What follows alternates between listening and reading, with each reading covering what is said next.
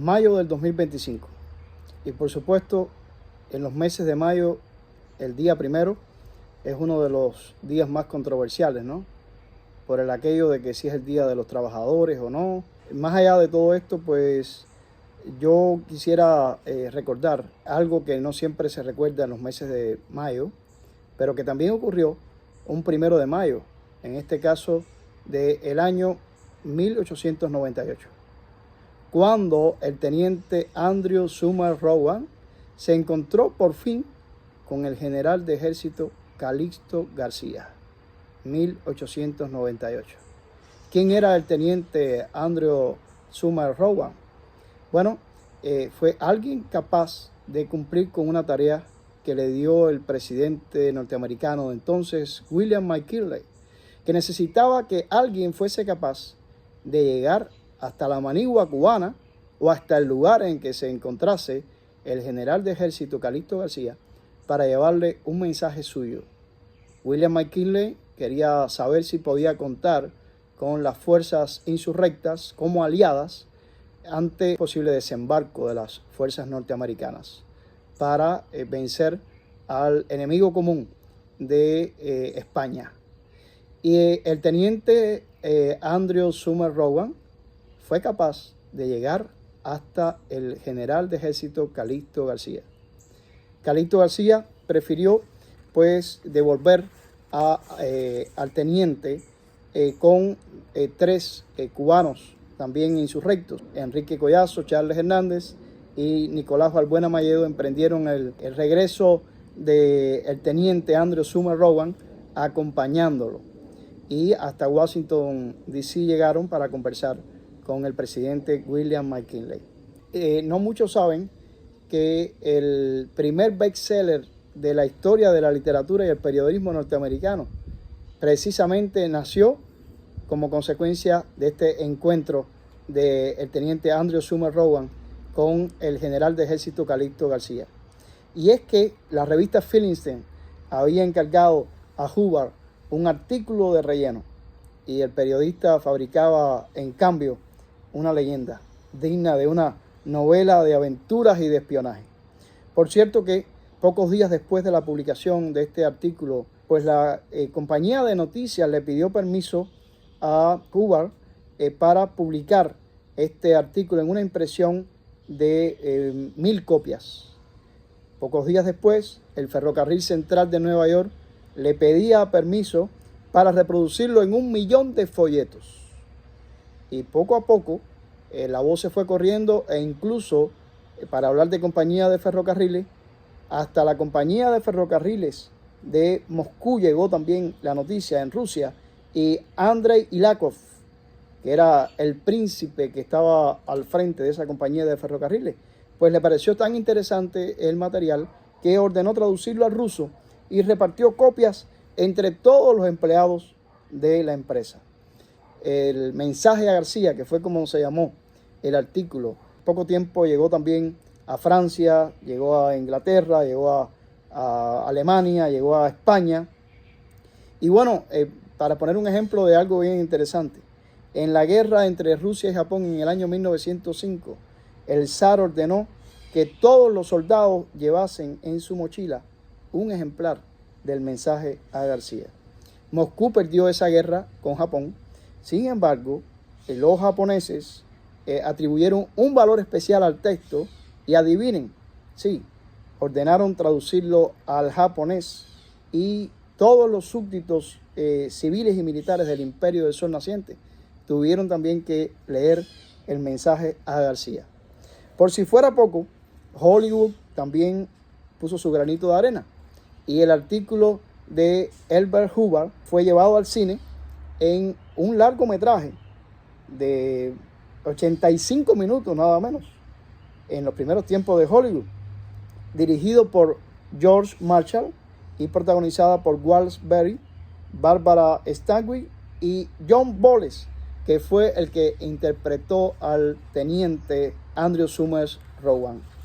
Aquí tienen la foto del cartel de esa película de El mensaje a García, que fue llevado también al cine. Y por cierto que no era la primera vez que algo que tenía que ver con Cuba fuese llevado a Hollywood.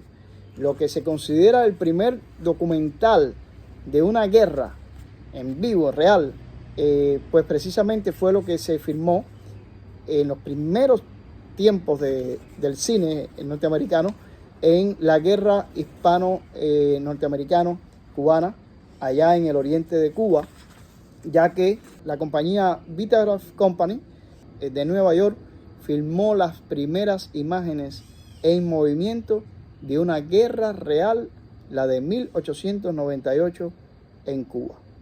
Bueno, me gustaría leerles el mensaje a García, ya que se trata del primer bestseller norteamericano y que está basado precisamente en una hazaña del militar Rowan Summer, que fue capaz de cumplir la orden del presidente William McKinley de llegar hasta Cuba para llevarle un mensaje al general de ejército Calixto García.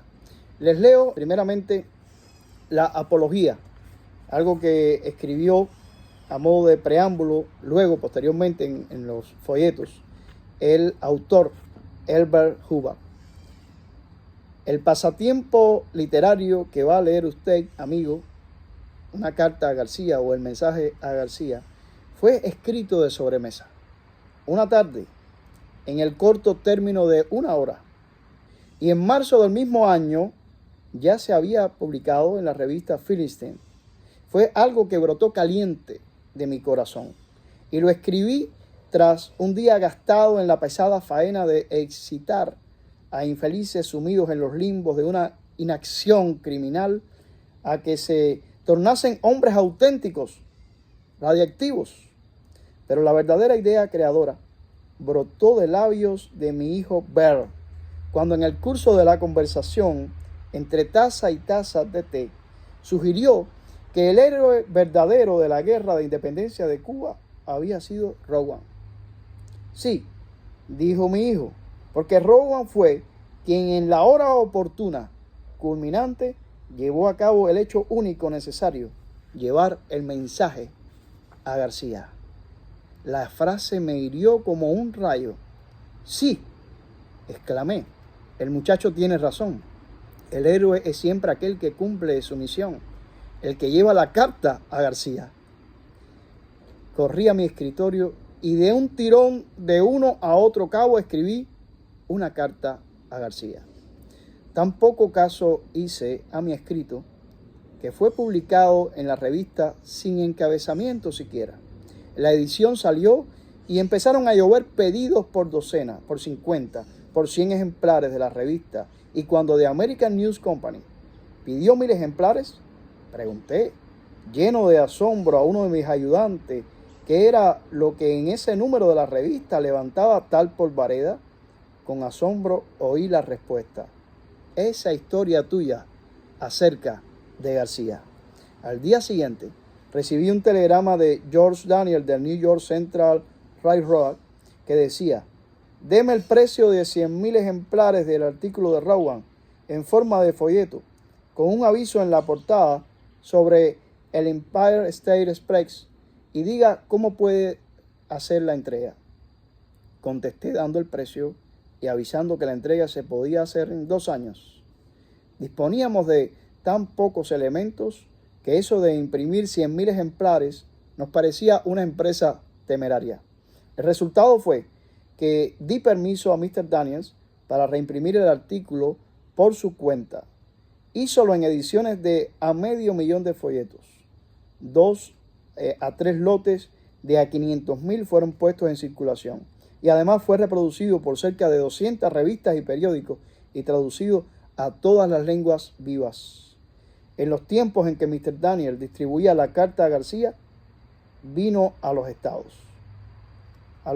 Unidos el príncipe Kilakov, director de los ferrocarriles rusos, y como dicho príncipe fuese huésped del New York Central y saliera a una gira por todo el país bajo la dirección personal de Mr. Daniel, conoció el folleto y se interesó por él más, quizás por ser Mr. Daniels quien lo repartía, y por la gran cantidad que vio circular de mano en mano que por cualquier otra causa. Lo cierto del caso fue que de vuelta a su país lo hizo traducir al ruso e hizo repartir sendos ejemplares a los empleados de todos los ferrocarriles del imperio. De Rusia pasó a Alemania, a Francia, a España, a Turquía, al Indostán, a la China. Durante la guerra ruso-japonesa, cada soldado ruso que iba al frente llevaba un ejemplar de la Carta a García. Al encontrar los japoneses el folleto en poder de todos y cada uno de los prisioneros de guerra, concluyeron que debía ser algo excelente y lo vertieron a su idioma. Por orden de Mikado, fue repartido a cada uno de los empleados del gobierno, militares o civiles. Alrededor de 40 millones de ejemplares de la Carta a García han sido impresos, siendo esta la mayor circulación que una obra en vida de su autor haya logrado en tiempo alguno de la historia, gracias a una serie de afortunados incidentes. Este fue el preámbulo que él escribió, Elbert Hubbard, el autor de Un mensaje a García o la Carta a García. Pues lo escribió a modo de preámbulo o de prólogo a el artículo como tal publicado ya en folletos. Pero, ¿qué dice en sí el mensaje a García o la Carta a García? Dice de esta manera: hubo un hombre cuya actuación en la guerra de Cuba culmina un astro en su perihelio. Sucedió que cuando hubo estallado la guerra entre España y los Estados Unidos, palpóse clara la necesidad de un entendimiento inmediato entre el presidente de la Unión Americana y el general Calixto García. Pero, ¿cómo hacerlo? Hallábase García en esos momentos, Dios sabe dónde, en alguna serranía perdida en el interior de la isla. Y era precisa su colaboración. Pero, ¿cómo hacer llegar a sus manos un despacho? ¿Qué hacer? Alguien dice al presidente: conozco a un hombre llamado Rowan. Si alguna persona en el mundo es capaz de dar con García, es él, Rowan. Como el sujeto que lleva por nombre Rowan toma la carta, guárdala en una bolsa que cierra contra su corazón. Desembarca a los 4 días en las costas de Cuba. Desaparece en la selva primitiva para reaparecer de nuevo a las 3 semanas al otro extremo de la isla, cruzando un territorio hostil, y entrega la carta a García. Son cosas de las cuales no tengo especial interés narrar aquí. El punto sobre el cual quiero llamar la atención es este. McKinley da a Rowan una carta para que la lleve a García. Rowan toma la carta y no pregunta ¿en dónde podré encontrarlo? Por Dios vivo, que aquí hay un hombre cuya estatua debería ser vaciada en bronces eternas y colocada en cada uno de los colegios del universo. Porque lo que debe enseñarse a los jóvenes no es esto o lo de más allá, sino vigorizar, templar su ser íntegro para el deber, enseñarlos a obrar prontamente, a concentrar sus energías, a hacer las cosas, a llevar la carta a García. El general García ya no existe, pero hay muchos Garcías en el mundo. Qué desaliento no habrá sentido todo hombre de empresa que necesita de la colaboración de muchos, que no se haya quedado alguna vez estupefacto entre la invisibilidad del común de los hombres, ante su abulia, ante su falta de energía para llevar a término la ejecución de un acto. Descuido culpable, trabajo a medio hacer, desgreño, indiferencia, parecen ser la regla general. Y sin embargo, no se puede tener éxito si no se logra por uno u otro medio la colaboración completa de los subalternos, a menos que Dios en su bondad obre un milagro y envíe un ángel iluminador como ayudante. El lector puede poner a prueba mis palabras. Llame a uno de los muchos empleados que trabajan a sus órdenes y dígale: consulte usted la enciclopedia y hágame el favor de sacar un extracto de la vida de Corregio. ¿Cree usted que su ayudante le dirá: sí, señor, y ponga manos a la obra? Pues no lo crea. Le lanzará una mirada vaga y le hará una o varias de las siguientes preguntas. ¿Quién era él? ¿En qué enciclopedia busco eso? ¿Está usted seguro de que esto está entre mis deberes? ¿No será la vida de Bismarck lo que usted necesita? ¿Por qué no ponemos a Carlos a que busque eso? ¿Necesita usted de ello con urgencia? ¿Quiere que le traiga un libro para que usted mismo busque allí lo que necesita? Diga, ¿para qué quiere saber esto? Y apuesto 10 contra 1 a que después que usted haya respondido íntegramente el anterior cuestionario y haya explicado el modo de verificar la información y para qué la necesita, usted, el prodigioso ayudante, se retirará y buscará otro empleado para que le ayude a buscar a García. Y regresará luego a informarle que tal hombre no existió en el mundo. Puede suceder que yo pierda mi apuesta, pero si la ley de los promedios es cierta, no la perderé. Y si usted es un hombre cuerdo, no se tomará el trabajo de explicarle a su ayudante que Correio se busca en la C y no en la K. Se sonreirá a usted y suavemente le dirá, dejemos eso. Y buscará usted personalmente lo que necesita averiguar. Y esta incapacidad para la acción independiente, esta estupidez moral, esta atrofia de la voluntad, esta mala gana para remover por sí mismo los obstáculos, es la que retarda el bienestar colectivo de la sociedad. Y si los hombres no obran en su provecho personal, ¿qué harán cuando el beneficio de su esfuerzo sea para todos? Se palpa la necesidad de un capataz armado de garrote. El temor de ser despedidos el sábado por la tarde es lo único que retiene a muchos trabajadores en su puesto. Ponga un aviso solicitando un secretario y de cada 10 aspirantes, 9 no saben ni ortografía ni puntuación. ¿Podrían tales gentes llevar la carta a García? En cierta ocasión me decía el jefe de una gran fábrica, ¿ve usted a ese contador que está allí? Lo veo, ¿y qué? Es un gran contabilista, pero si lo envío a la parte alta de la ciudad con cualquier objeto, puede que desempeñe la misión correctamente. Pero puede ser también que en su viaje se detenga en 4 cantinas y al llegar a la calle principal de la ciudad haya olvidado absolutamente a qué iba. ¿Podría confiársele a un tío semejante la carta para García? En los últimos tiempos es frecuente oír hablar con gran simpatía del pobre trabajador víctima de la explotación industrial, del hombre honrado, sin trabajo, que por todas partes busca inútilmente emplearse. Y a todo esto se mezclan palabras duras contra los que están arriba. Y nada se dice del jefe de industria que envejece prematuramente, luchando en vano por enseñar a ejecutar a otros un trabajo que ni quieren aprender ni les importa, ni de su larga y paciente lucha con colaboradores que no colaboran y que solo esperan verlo volver la espalda para malgastar el tiempo. En todo almacén, en toda fábrica, hay una continua renovación de empleados. El jefe despide a cada instante a individuos incapaces de impulsar su industria y llama a otros a ocupar sus puestos. Y esta escogencia no cesa en tiempo alguno, ni en los buenos ni en los malos, con la sola diferencia de que cuando hay escasez de trabajo, la selección se hace mejor. Pero en todo tiempo y siempre, el incapaz es despedido. La ley de la supervivencia de los mejores se impone. Por interés propio, todo patrono conserva a su servicio a los más hábiles, aquellos capaces de llevar la carta a García.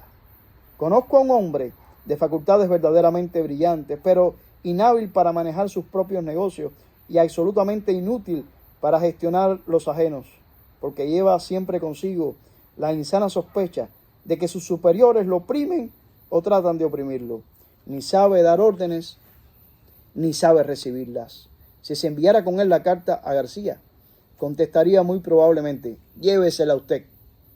Hoy este hombre vaga por las calles en busca de oficio, mientras el viento silba al pasar entre las hilachas de su vestido.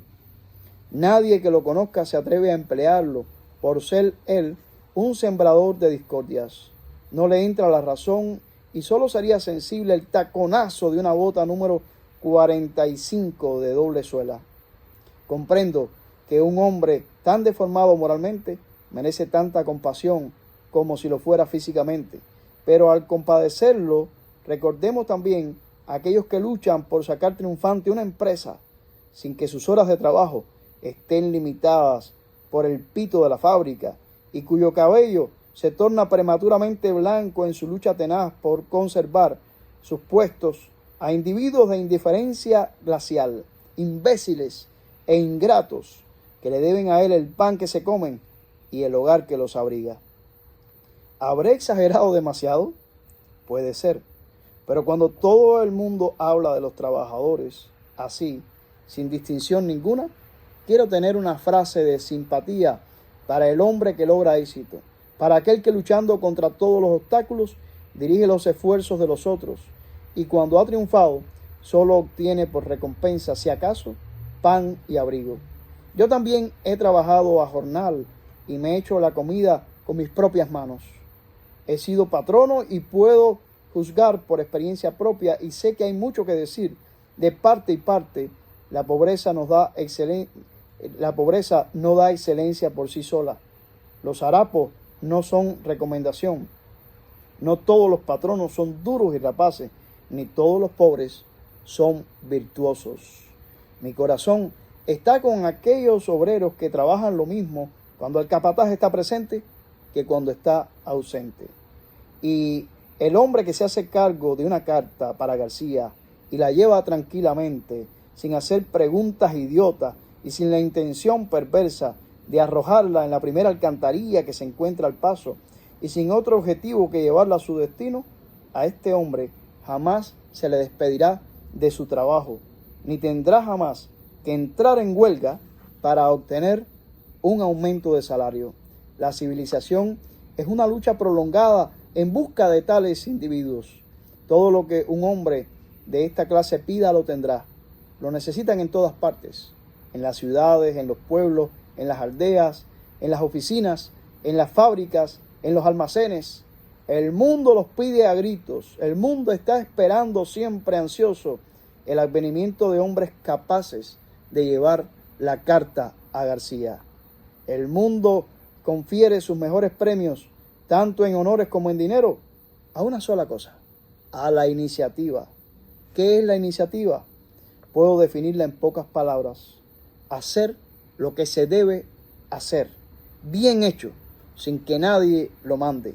A quien hace una cosa bien hecha sin que nadie se le ordene, sigue aquel que lo hace bien cuando se le ha ordenado una sola vez, es decir, aquellos que saben llevar la carta a García. Estos reciben altos honores, pero su pago no guarda la misma proporción. Vienen luego aquellos que obran solo cuando se les ha dado la orden por 2 veces. No reciben honores y solo tienen un pago pequeño. Se encuentran después los que hacen una cosa bien hecha, pero solo cuando la necesidad los aguijonea. En vez de honores, reciben la indiferencia y se les paga con una miseria. Estos tales emplean la mayor parte de su tiempo refiriendo historias de su mala suerte. Todavía en una escala inferior están aquellos que no hacen nada bien hecho, aun cuando algún compañero se lo enseñe a hacer y permanezca a su lado para cerciorarse de que lo hacen.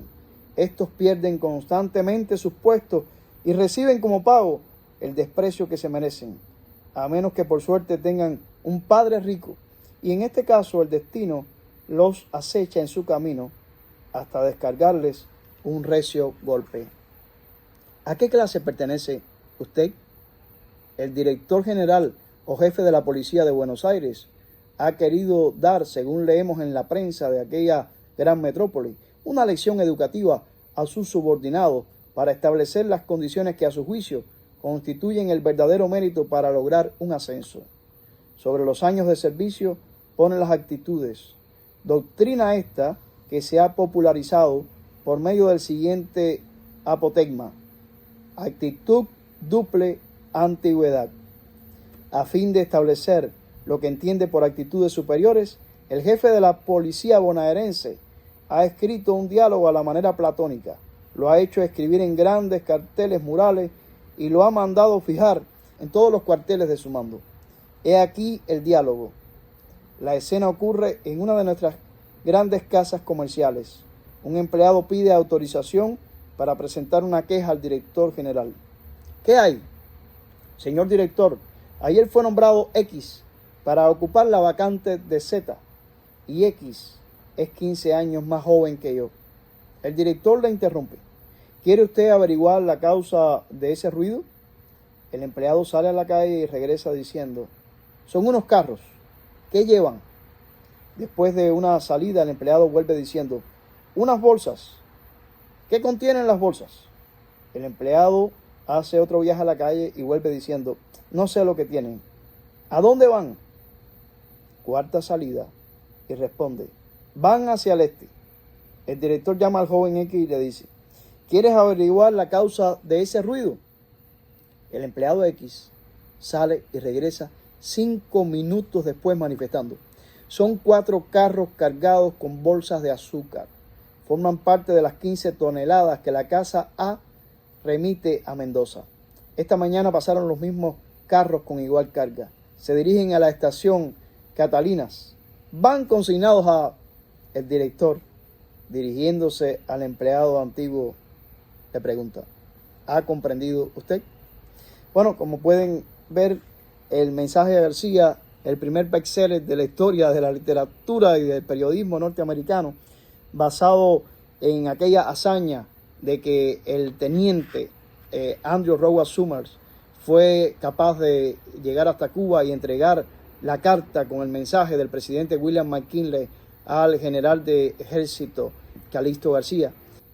Quisiera terminar con breve lectura en este libro, el libro de Octavio Costa, Cubanos de Acción y Pensamiento, que precisamente, hablando de Calixto García, el capítulo que dedica a Calixto García, recuerda precisamente aquella hazaña, el día cuando Rowan llegó hasta él.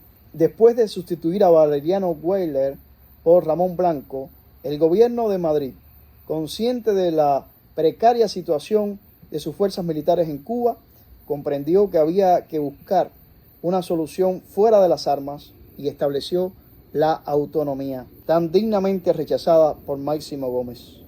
Los llamados voluntarios y cuantos fanáticos se le sumaron, llevaron a cabo tales tropelías en La Habana que el cónsul de Washington no vaciló en dirigirse a su gobierno para pedirle que enviara un buque de guerra con el objeto de proteger, de ser necesario, a los americanos radicados en la isla. Y el 15 de febrero, el Maine explotó en la bahía de La Habana, causando la muerte de toda la tripulación y de los oficiales que en ese momento se hallaban en la nave. Sospechando que el origen del hecho estaba entre los españoles, la prensa americana escandalizó a todo el país. La situación se agravó al darse a conocer una carta del Ministerio Plenipotenciario de España en Washington, redactada en términos excesivamente injuriosos para el presidente y los Estados Unidos. Los hechos repercutieron en el Congreso y este proclamó el 19 de abril, por medio de una resolución conjunta, que Cuba tiene derecho a ser libre e independiente. El 21 se rompen las relaciones diplomáticas. El 23, Estados Unidos declara la guerra a España y el 27 se dispone el bloqueo de las costas de la isla. De inmediato, Estrada Palma, que es el delegado del gobierno de Cuba en los Estados Unidos, se dirige al presidente McKinley para poner a su disposición al Ejército Libertador. Y el 1 de mayo llega hasta Calixto García el teniente Andrew Rowan para transmitirle el mensaje que le enviaba el secretario de la guerra. Este quiere saber si las Fuerzas Armadas de Cuba estarían en disposición de cooperar con los americanos. Y el general García, sin posibilidad de consultar previamente al gobierno y al general en jefe, decide que Enrique Collazo y Charles Hernández acompañen a Rowan en su regreso. Les dejo ahí la lectura de Octavio Costa, quien al hablar de Calixto García rememora aquel 1 de mayo de 1898, cuando el teniente Andrew Rowan llega hasta Calixto García y le entrega el mensaje del presidente William McKinley. Ha llovido mucho desde entonces, ¿no? Pero necesitamos de personas como el teniente Andrew Rowan, así como necesitamos también a Calixto García. Fue en 1898, estamos en 2025. Por cosas de la vida está en la Casa Blanca en este momento un presidente admirador de William McKinley.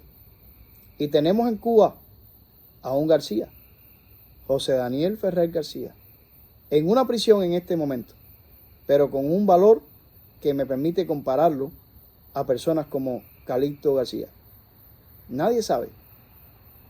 Quizás ha llegado el momento también de enviar un nuevo mensaje a García. ¿No creen?